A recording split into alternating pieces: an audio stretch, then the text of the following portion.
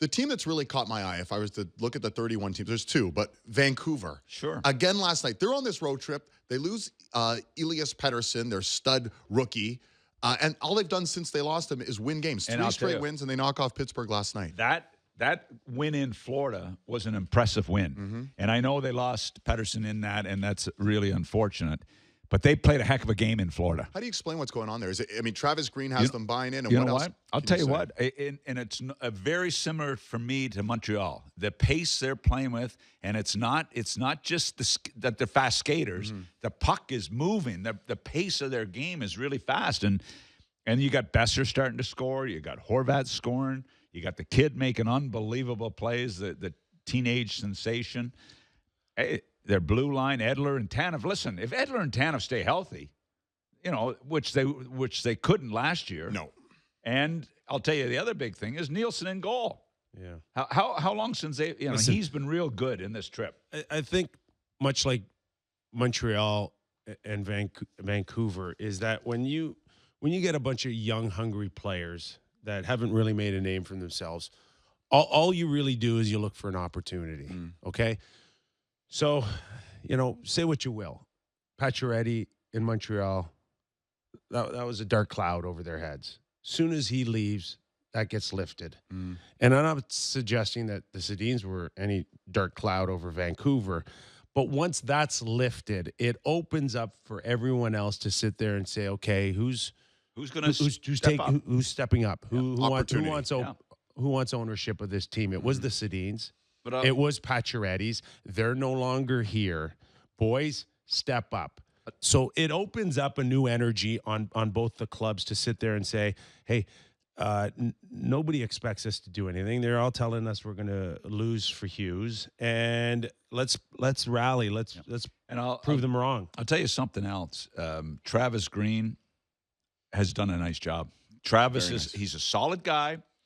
I really think he's very well prepared for his post-game conversations, which post-game conversations that coaches have are important for your team because they watch and listen to every word the coach says.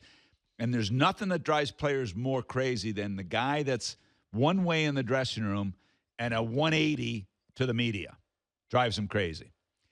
I think he handles himself really well, and he's done a nice job. And Claude Julien is just a stable, a solid guy. Luke Richardson's joined their staff. Kirk Muller's a solid guy.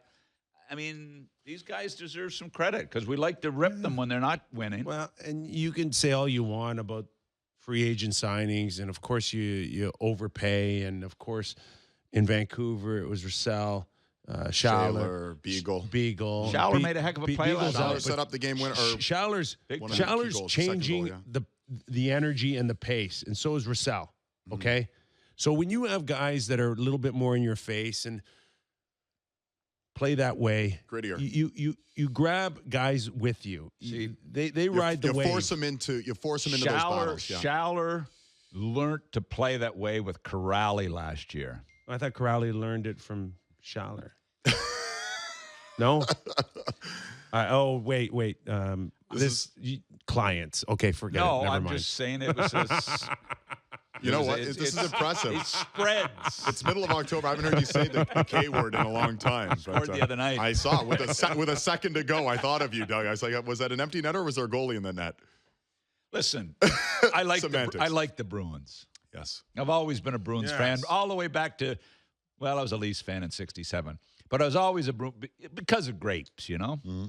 Well, listen, Bruins are another great story early in the season. They got spanked the first game of the season. We all remember the Eller-Marchand 7-0 loss. And since then, all they've done is rattled off four straight wins. It's funny how you look ahead to games. Edmonton, Boston tomorrow night.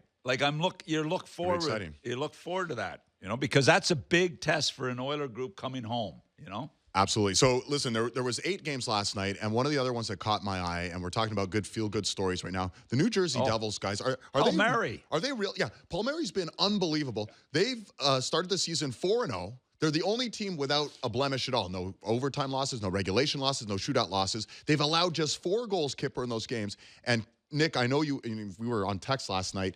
The Miles Wood, Jamie Benn fight. Oh, my God. Kudos to Miles Wood. Who's a tough customer in his own right, but Jamie Benn. Well, Jamie's the real deal, too. right? First He's of old all, school. Is that the sort of thing where Taylor Hall sort of said, guys, you can ride my coattails last year? Now I think guys are saying we're ready to ride with you this year. Point production for sure. Mm-hmm. In terms of what we saw last year between the top scorer and then the secondary scoring. 41-point drop last year, I believe, yeah.